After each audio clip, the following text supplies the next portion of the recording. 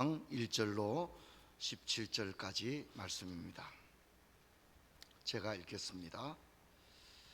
내가 다시는 너희에게 근심 중에 나아가지 아니하기로 스스로 결심하였노니 내가 너희를 근심하게 한다면 내가 근심하게 한 자 밖에 나를 기쁘게 할 자가 누구냐. 내가 이같이 쓴 것은 내가 갈 때에 마땅히 나를 기쁘게 할 자로부터 도리어 근심을 얻을까 염려하며 또 너희 모두에 대한 나의 기쁨이 너희 모두의 기쁨인 줄 확신함이로다. 내가 마음에 큰 눌림과 걱정이 있어 많은 눈물로 너희에게 썼노니 이는 너희로 근심하게 하려는 것이 아니요 오직 내가 너희를 향하여 넘치는 사랑이 있음을 너희로 알게 하려 함이라. 근심하게 한 자가 있었을지라도 나를 근심하게 한 것이 아니요 어느 정도 너희 모두를 근심하게 한 것이니 어느 정도로 하면 내가 너무 지나치게 말하지 아니하려 함이라.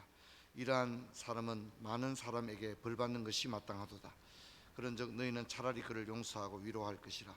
그가 너무 많은 근심에 잠길까 두려워하노라. 그러므로 너희를 권하노니 사랑을 그들에게 나타내라. 너희가 범사에 순종하는지 그 증거를 알고자 하여 내가 이것을 너희에게 썼노라. 너희가 무슨 일에든지 누구를 용서하면 나도 그리하고 내가 만일 용서한 일이 있으면 용서한 그것은 너희를 위하여 그리스도 앞에서 한 것이니 이는 우리로 사탄에게 속지 않게 하려 함이라. 우리에게 그 계략을 알지 못하는 바가 아니로다. 12절부터 같이 읽습니다.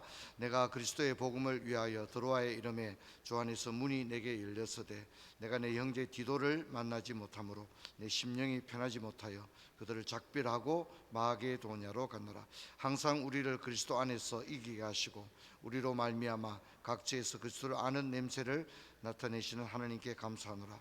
우리는 구원받은 자에게나 망하는 자에게나 하나님 앞에서 그리스도의 향기니 이 사람에게는 사망으로 사망에 이르는 냄새요 저 사람에게는 생명으로부터 생명에 이르는 냄새라. 누가 이 일을 감당하리요. 우리는 수많은 사람들처럼 하나님의 말씀을 혼잡하게 하지 아니하고 곧 순전함으로 하나님께 받은 것 같이 그리스도 하나님 앞에서와 그리스도 안에서 말하노라. 아멘. 인사합시다. 반갑습니다. 잘 주무셨죠? 이제 특세가 27일 차고 이제 목요일이 되면 이제 30일 차가 됩니다. 그리고 오는 주일 우리가 종료주일 지나게 되면 이제 부활주일 앞두고 있습니다. 여러분들께서 40일 기도하는 것 얼마나 힘들고 어렵습니까? 찬양 인도하시는 분들, 방송으로 섬기는 분들 모두 애를 많이 쓰십니다. 반주로 섬기는 분들도 애를 많이 씁니다. 서로 위로하고 격려하면서 끝까지 기도로 잘 달려갈 수 있기를 바랍니다. 고린도후서는 제가 이미 말씀드린 대로 고린도를 3번 방문했다 그랬죠. 첫 번째는 2차 전도 여행 때 고린도 교회 1년 6개월 있으면서 고린도 교회를 세웠습니다. 그리고 두 번째 방문은 이제 고린도 교회가 고린도 전서를 보내고 난 다음에도 문제가 해결이 안 되는 겁니다. 여러 가지 고린도 교회 문제. 그래서 바울이 직접 고린도를 방문했습니다. 이게 두 번째 방문인데 많은 신학자들은 그 방문의 이름을 명칭하기를 고통스러웠던 방문이었다 이렇게 얘기를 합니다.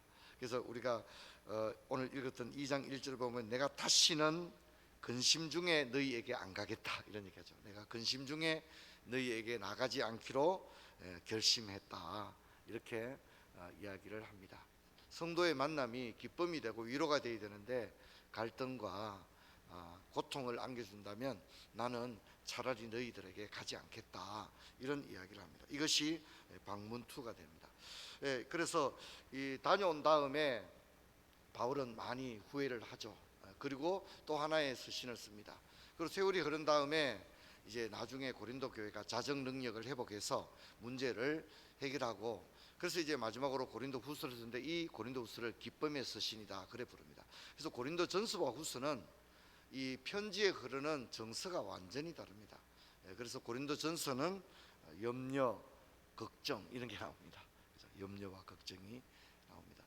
그리고 그 모든 바울의 편지들 중에 가장 그 격정적인 바울의 감정이 그대로 노출되는 편지가 고린도 전서입니다. 그리고 이제 고린도후서는 제가 기쁨의 서시라고 그랬죠. 위로와 감사가 나오는 것을 볼 수 있습니다. 그래서 고린도전서와 후서가 이런 배경 가운데 쓰여졌다를 생각하면 이해하는 것은 어렵지 않습니다. 이미 말씀드린 것처럼 두 번째 방문 에베소에서 고린도의 방문은 고통스러웠던 방문이었는데 이 방문 이후에 또 한 번 편지를 썼습니다. 그리고 네 번째 편지가 고린도후서에 해당이 되어집니다. 고린도후서를 쓸 때는 고린도 교회가 회복되었다는 것을 확인하고 난 다음에 고린도후서를 썼기 때문에 바울은 평안 가운데 이 편지를 쓸 수 있었습니다.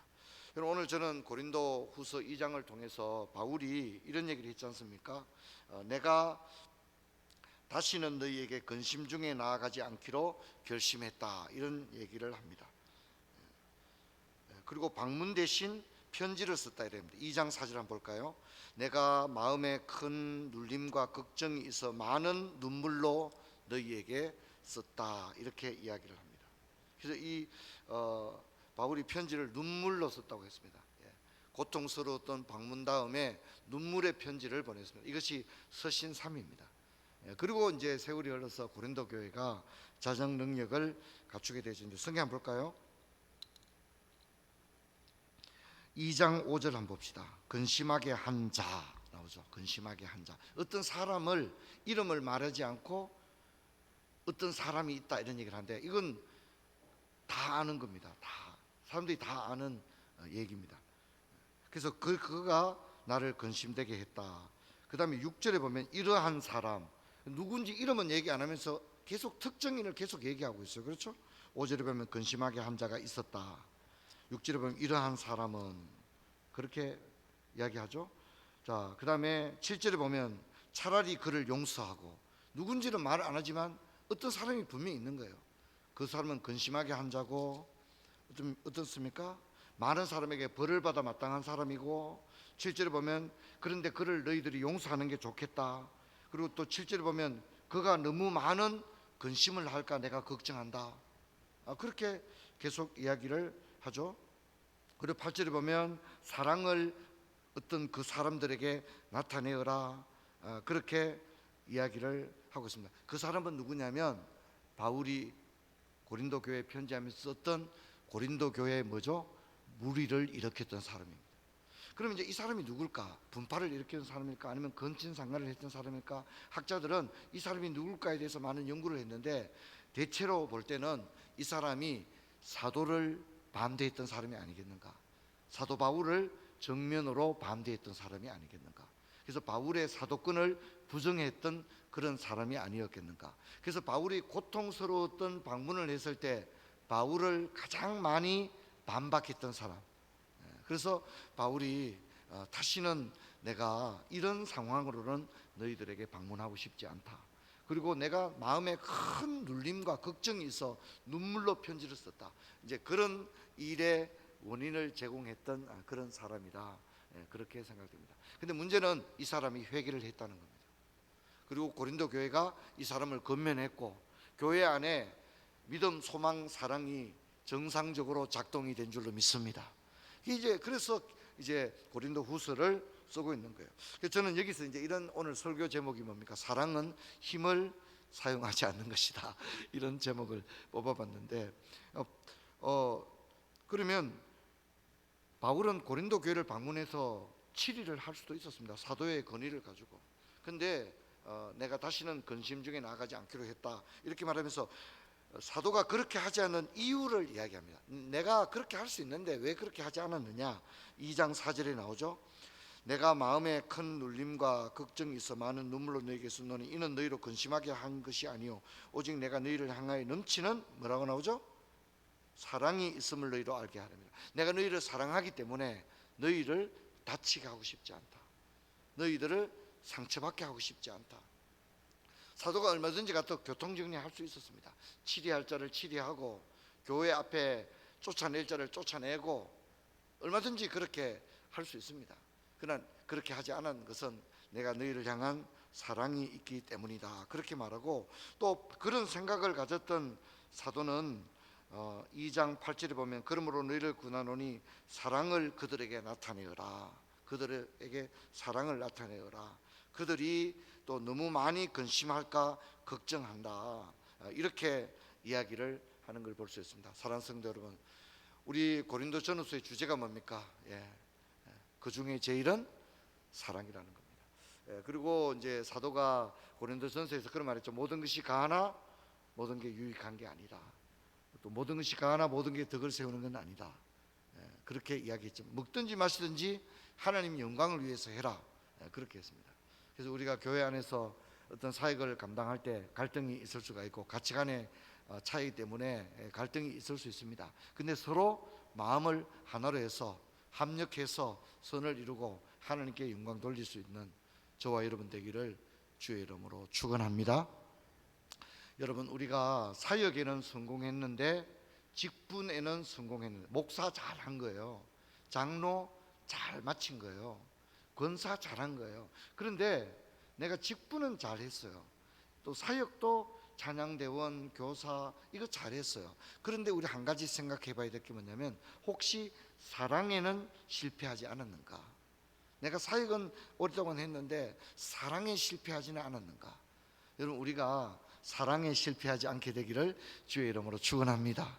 그런 마음을 가지고 달려갔으면 좋겠습니다. 이번 주일은 우리가 1부부터 3부까지 성례 주일로 드리게 되는데, 이번 한 주 특세 기간에 특별히 성찬을 앞두고 우리가 용서할 사람 용서하고, 또 내 죄를 하나님께 회개할 부분은 회개하고, 정갈한 마음으로 떡 받는 자로 합당한 자로서 주님 앞에 떡 받는 일에 참여하게 되기를 바랍니다. 우리 찬양 드리겠습니다.